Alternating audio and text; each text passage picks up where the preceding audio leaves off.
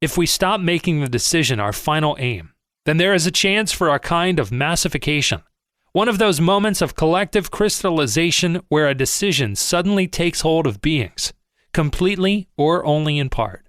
The same thing goes for deciding on actions. By starting from the principle that the action in question should govern the assembly's agenda, we make both vigorous debate and effective action impossible.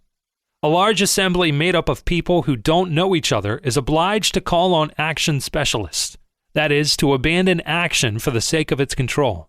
On the one hand, people with mandates are by definition hindered in their actions. On the other hand, nothing hinders them from deceiving everyone. There's no ideal form of action. What's essential is that action assume a certain form, that it give rise to a form instead of having one imposed on it. This presupposes a shared political and geographical position, like the sections of the Paris Commune during the French Revolution, as well as the circulation of a shared knowledge. As for deciding on actions, the principle could be as follows. Each person should do their own reconnaissance. The information will then be put together, and the decision will occur to us rather than being made by us.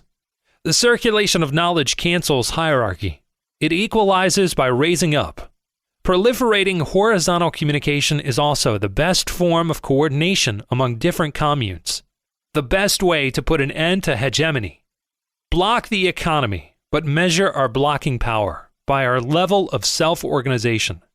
At the end of June 2006, in the state of Oaxaca, the occupations of city halls multiply and insurgents occupy public buildings. In certain communes, mayors are kicked out. Official vehicles are requisitioned. A month later, access is cut off to certain hotels and tourist compounds. Mexico's Minister of Tourism speaks of a disaster comparable to Hurricane Wilma. A few years earlier, blockades had become the main form of action of the revolt in Argentina, with different local groups helping each other by blocking this or that major road, and continually threatening, through their joint action, to paralyze the entire country if their demands were not met. For years, such threats have been a powerful lever for railway workers, truck drivers, and electrical and gas supply workers.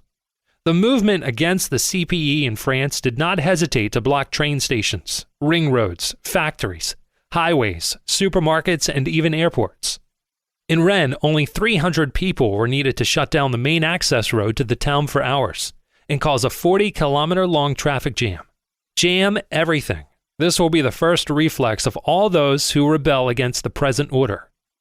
In a delocalized economy where companies function according to just-in-time production,